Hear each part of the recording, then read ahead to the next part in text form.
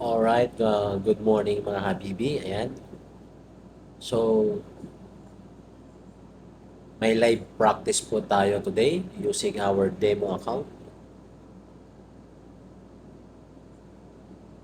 So, maghahanap po tayo ng ating iti-trade dito sa OTC market using our Codex platform, right? So, binary options po ito. So, maghahanap po tayo ng iti-trade ngayon using OTC market. Maghahanap lang po tayo ng opportunities. I-check po natin yung mga possibilities na pwedeng i-trade. So this one is a possible entry, pero kailangan po nating mag-antay dito. Bali, ang i-trade po natin today is $20 lang po. So isang trade lang po ha. Isang trade lang po ang gagawin natin. At live po tayo, naka-record po ito. Live recorded po ito. At wala po tayong ayan. Ayan, oh. Live recorded po ito, 10:53 p.m. here in Saudi Arabia. Alright. So, wait po tayo ng opportunities. Dito tayo sa USD, BRL. Ano ba itong BRL na to? Retain? Hindi ko alam kung ano yung BRL na yan. So, gamit pa rin po natin ang strategy ng nerves trading using the MACD at isang moving average at Bollinger Band. So, nilagyan ko lang siya ng twist. Bali, yung sa kanya kasi, itong original na concept kasi ng strategy na to is may delay, no? So, ang kaya pinapractice natin ngayon, yung advance. Alright? So, saka ko na sa inyo i-reveal yung advance kung paano siya i-check na mas mabilis, no? Right? So, for now, concentrate po muna tayo sa ating paghahanap ng opportunities.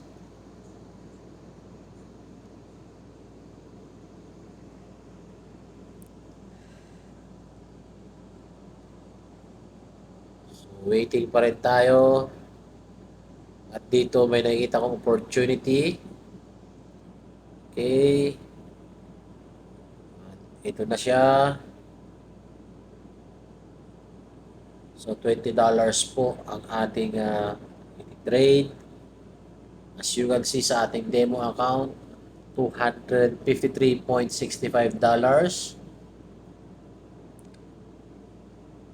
At nag-start po ako ng $10 dyan sa aking demo. Yun po yung pinapractice natin para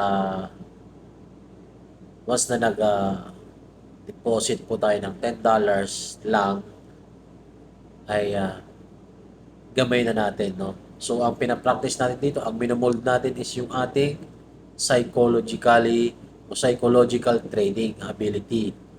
Alright?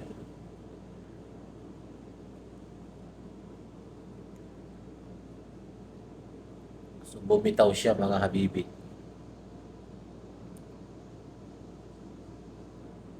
Anyway, pwede na tayo mag-trade. So, titignan natin ang result after 1 minute. Ang gamit ko palang timer is 1 minute at ang gamit kong mali. Ang gamit kong candlestick timer ay 1 minute at ang expiration time ng ating trade ay 1 minute. So, as you can see, nabawasan na po yung ating demo account balance. From 253 kanina, naging 233 na lang. Alright? So, wait po tayo.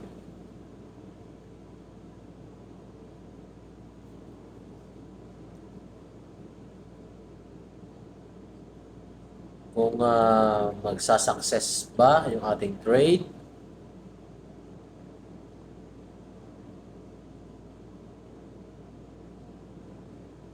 Loss ang ating trade mga habibi.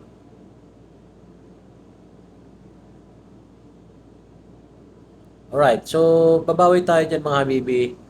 Gagawin nating $50. Then, wait. Meron kasi tayong hindi, kaya sabi ko sa inyo, pinapractice natin yung advance. Kaso nga lang, hindi natin naantay yung isang confluence. Dahil sa pagkikwento natin, hindi natin napansin yung isang confluence na hindi nag-reflect. Alright, sa ating indicators. So right now, we can now drop. We can now drop the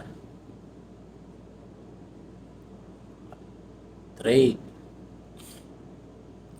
So as you can see, from 233, naging 183 yung demo account natin kasi nag-invest tayo ng 50. So kanina yan is 253. Okay.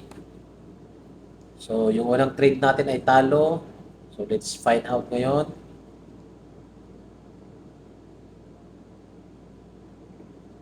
Ano magiging resulta ng ating trade. Dahil kanina hindi lumabas yung isang confluence. Ngayon, lahat sila lumabas na.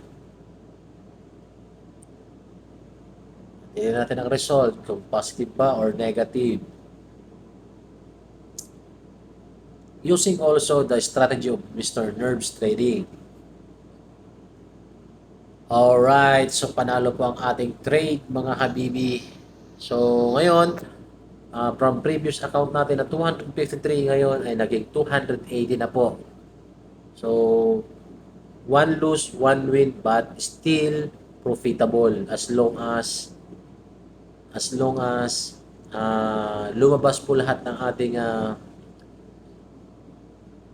lahat ng confluences bago tayo mag-trade. Okay? So, since naging 50-50 yung ating trade, however, profitable pa rin po tayo. Depende po sa money management po natin yan. Is hahanap pa tayo ng isa. Right? So, hahanap pa tayo ng isang trade. Okay? Ng isang opportunities. So, tingnan natin dito sa Euro USD. Okay, Euro USD. Kung meron possibilities. Okay, downtrend siya. So, medyo mahirap dito, no? Magulo. Downtrend.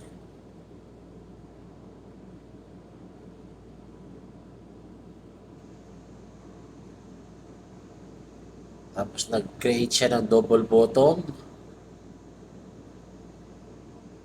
Alright.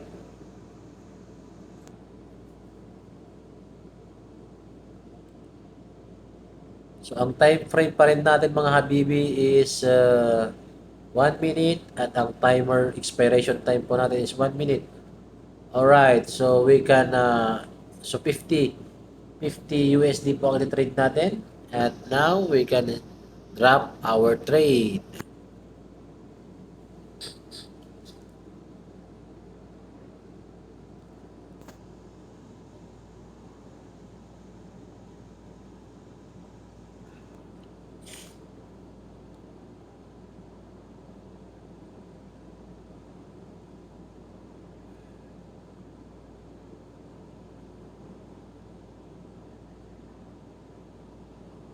Waiting lang po tayo sa result ng ating trade mga habibi at let's find out kung ano magiging result po using this strategy, no? Actually, ginawa ko na lang reference tong strategy ni Nerves, ni Mr. Nerves Trading. Pero base rin sa aking experience kasi sa pag-trade, may mga, sabi niya kasi doon is 83% yung, yan, So, panalo po tayo mga habibi. Alright, so I think that's enough trade for tonight. So, ganun lang po kasimple, no?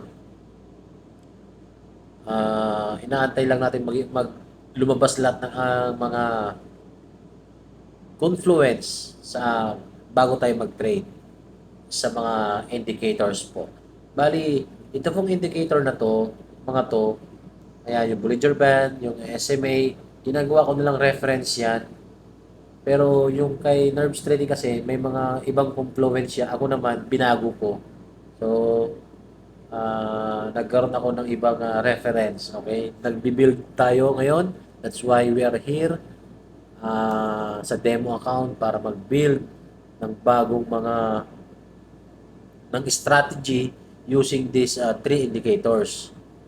Okay? Hindi naman masama gumamit ng mga indicators ng ibang traders, pero dapat mag-build tayo ng sarili nating strategy using the indicators. Okay?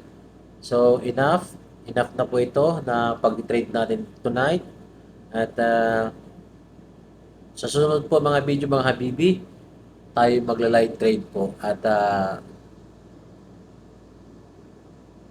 bago tayo mag-live account, ayan, papakita ko po sa inyo yung live account ko.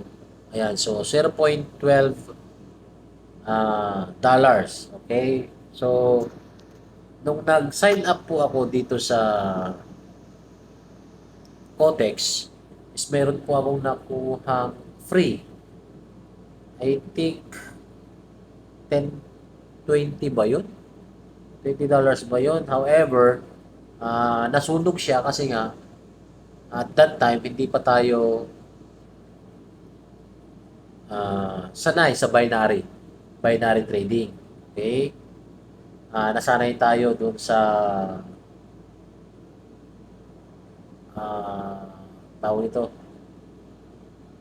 sa ating isang account or isang platform, yung XM, no? XM Global. So doon po tayo nag-trade po dati mga habibi. At tinigil ko siya kasi nawalan ako ng time sa pag-aantay ng trade.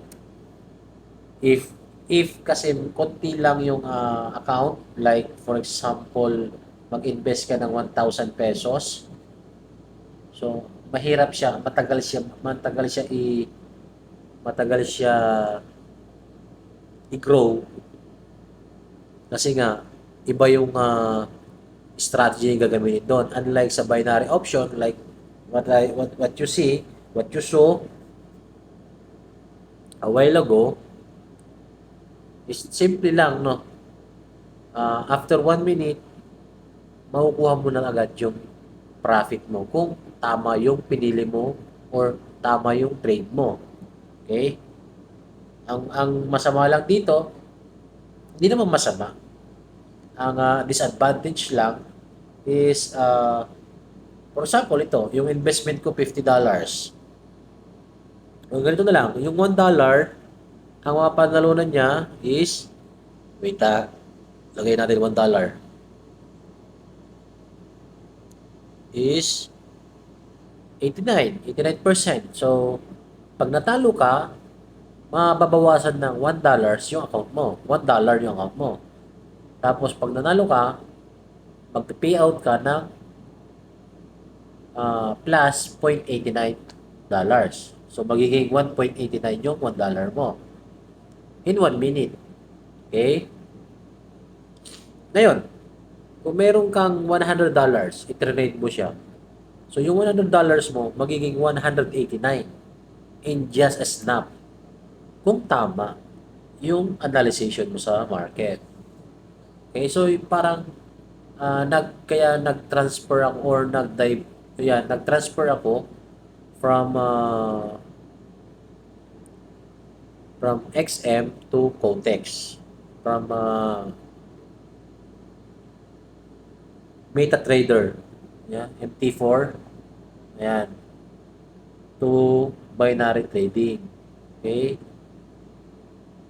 So, Hanggang dito lang po ang ating video mga habibi at till next practice video, live practice video po natin using this strategy and using these indicators. At salamat po sa pag-stay sa ating session ngayong araw na po ito. So until next time po mga habibi at see you and God bless po sa atin lahat.